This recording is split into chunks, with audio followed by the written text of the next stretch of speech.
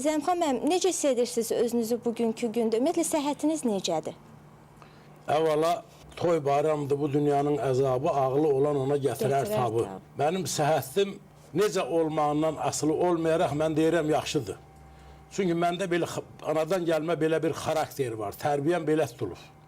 İnsan gərək kənara, başqasına əzabını, ağrısını, istirabını yox, sevincini, şuxluğunu, təravətini, işığını çatdırsın.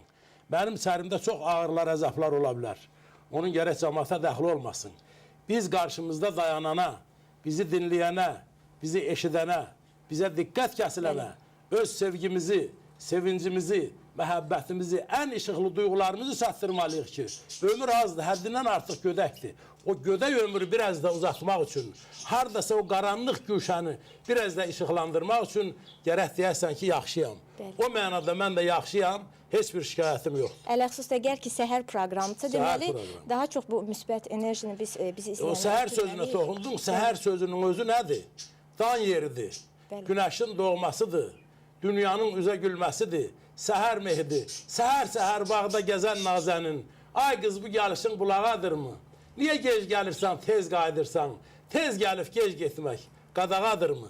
Və yaxud başqa bir şairin şeiri var, deyir ki, səhər-səhər sər çeşmələr başında, gün kimi dağlara yayılan pəri, hər kəs məndən sana yaman qandırsa, ya əqrəb dişləsin yayılan pəri. Səhər-səhər sər çeşmələr başında, gün kimi dağlara yayılan pəri.